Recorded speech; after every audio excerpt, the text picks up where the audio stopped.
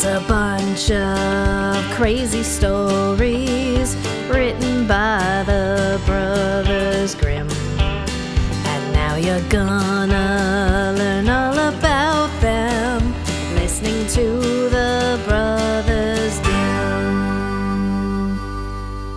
Students and scholars, friends and relations, welcome to the Brothers Dim podcast, where me, Phil, and him, Mike, comment and cackle about the stories written down by the Brothers Grimm, two German dudes who in the early 19th century recorded all the stories they could find from the people in and around their village, town of Kassel, Germany. And today we are discussing story number 41, Mr. Korbes and his cock-filled adventure. Although to be fair, the title is just Mr. Korbes, though there is a cock, and it's not a very long adventure, as this story comes in at a whopping, but not quite, 1 page. Mike, how are you? I'm doing pretty well. How about yourself? I'm feeling good. I've decided, as part of my ADHD treatment, and on the advice of my psychologist, Dr. Nate, in addition to the Adderall, I should exercise. As such, I am doing the Pete Davidson regimen of 100 push-ups and 100 sit-ups a day, and I must say, after like 2 weeks, I'm feeling better in both mind and body. Wait, so Not... it's Oh, go on. 100 push-ups and 100 crunches? Crunches, yeah. Doesn't have to all be in a row. Okay. I was going to say, like, given I do have a gimpy left arm, but I can get through maybe 2 push-ups before I'm done for the week. So not maybe. Well, I mean, if your arm's gimpy, maybe that's not for you. I found a good. Yeah, no, I can do like about. Well, actually, I can do like 20 in a row, and then you take a break, and then do like wait an hour and do some more. I mean, I'm sure I could, if I really worked at it, but I'm also getting older, so That's pretty impressive for a not overly active dude in his early 40s. Yeah, Pete Davidson. The story there was on SNL. Alec Baldwin saw that Pete Davidson was kind of buff, I guess, and said, "Oh, what's your secret? What do you do? What's your workout?" And Pete Davidson said, "I do 100 push-ups a day and 100 sit-ups." And I guess Which sounds like it could just be Pete Davidson joking too. It was. He later on said it, but so Alec Baldwin though started doing that. That was the year that he was Trump on Saturday Night Live. Huh.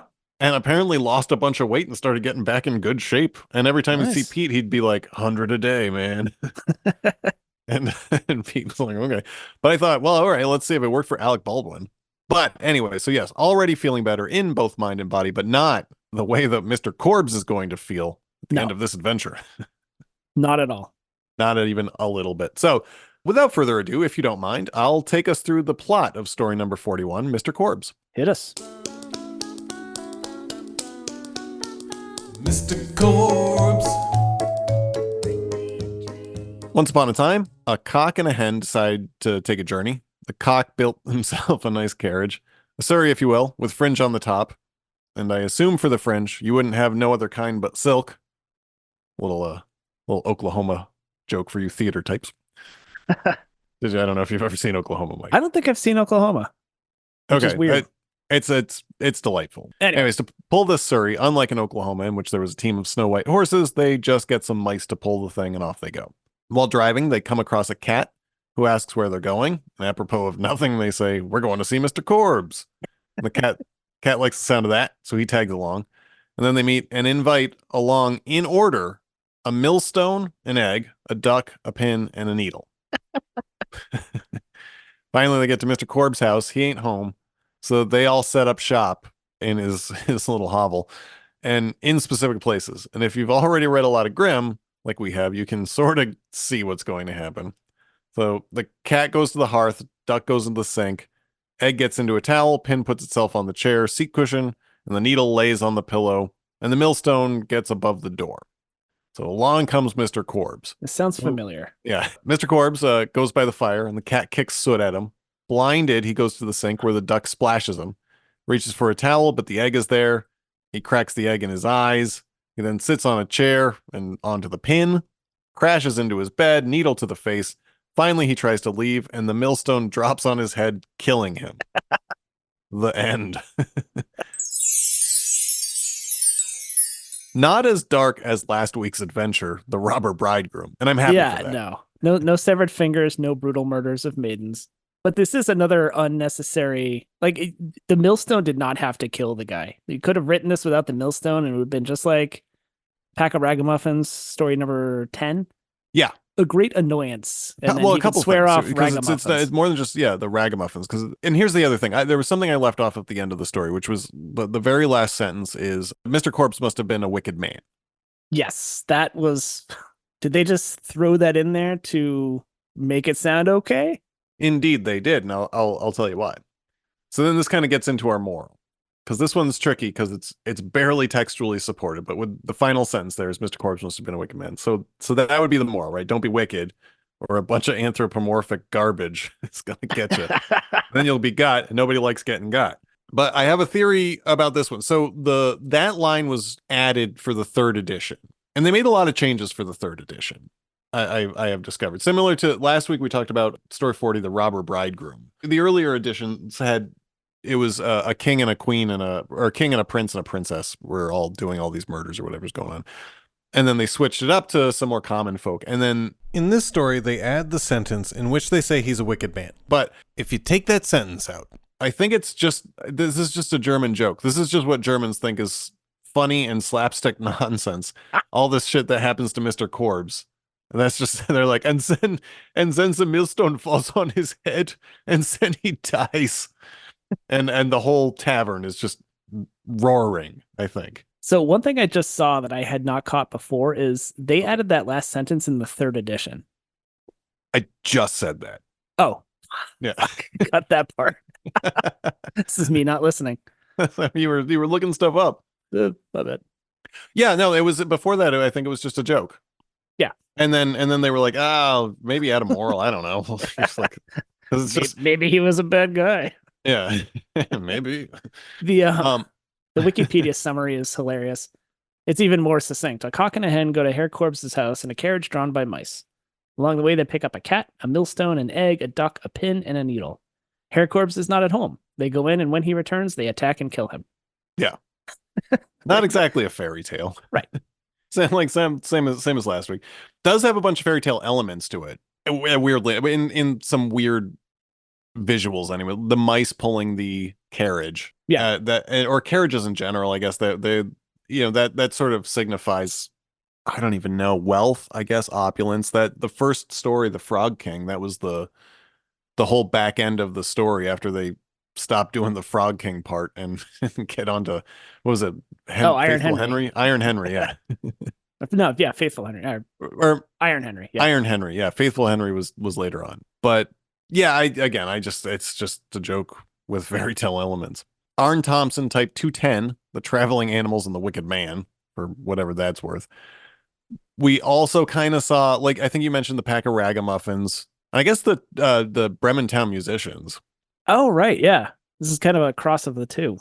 I mean, the Bremen Town Musicians was virtually very similar. They kind of had a purpose to begin with, and then the person that they killed, or the people that they killed, were villains, I guess, as opposed to just this guy who I went looking for Mr. Korbes in history and thought maybe this was just some brutal takedown of a local politician, but no, Korbes in German just means basket. So I think that's part of the joke, which is, here's Mr. Basket, and he gets a basket full of hurt, until he is dead.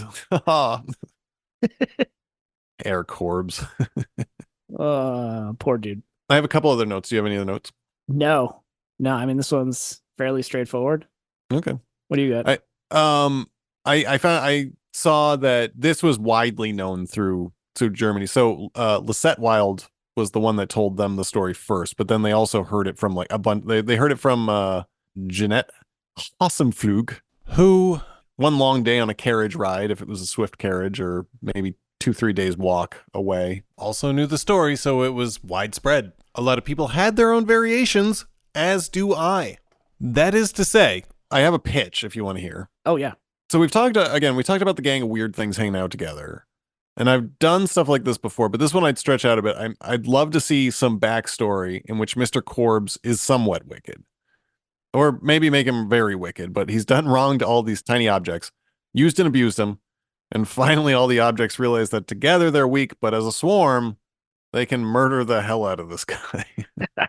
and they just do it. I think you get 10 little episodes out of that, and you could well, I mean, if you wanted to, you could make him comic book level evil, or just barely wicked and maybe kind of a jerk, kind of a dark revenge story version of the Brave Little Toaster is what I'm thinking. I don't think I'm familiar with the Brave Little Toaster. You don't know the Brave Little Toaster?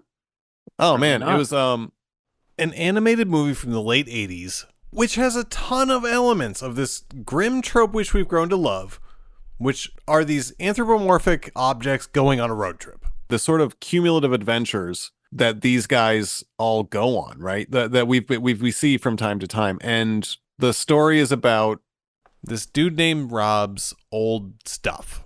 this guy has a cabin. These 5 electric appliances: a toaster, a radio, a lamp, an electric blanket, and a vacuum cleaner are waiting for the guy to come back to the vacation cabin, but he hasn't come back in years. So they all decide to venture out to find Rob themselves and have a bunch of mishaps and harrowing adventures and whatever out. And then they all end up in a junkyard and are picked up by a large electromagnet, and they're about to be destroyed by the crusher. But then, like, Rob then arrives, the guy arrives and sees all his old appliances. So he goes and he rescues them. Huh. And that's kind of it. It's a weird little story. And originally I think it was going to be like a Disney movie, and the guy that made it pitched it to the Disney folks, and they fired him. Like, straight up, they were just like, Jesus, do you not understand what the fuck you're doing and what we're trying to do here? That was so bad, you need to leave. Yeah, we actually are going to fire you. And then those guys all went and started Pixar, I think. Maybe that's right. The Brave Little Toaster as a name is kind of familiar. I feel like I have heard it wound into the birth of Pixar in some way. Yeah, it was released in 1987. And yeah, I think Lasseter saw part of it. It's John Lasseter, who's like fucking speaking, he who should not be named, like, wanted to do it, and he was the one. I think he might have been the one that they fired. And then of course he came back and made them billions and billions and billions of dollars with Pixar before they fired him again for allegations of sexual misconduct. And so gone he went. But anyways, yeah. So and yeah, Brave Little Toaster. I think that they got quite a bit of the grim kind of story in there with that. But the appliances, they live in the end, and no. I just entirely leave out me asking about the Brave Little Toaster. No, I think it's actually it's a grim story. I hadn't even really realized that. But It also gets us close to 24 minutes. But I digress. Do you have anything else? Nah, not for this one, no. Okay, well, if you do not have anything else, and I do not have anything else, then I think that we can probably call it. So that has been story number 41, Mr. Korbes and his cock-filled adventure. Sleep tight, and we'll see you next time. Evening.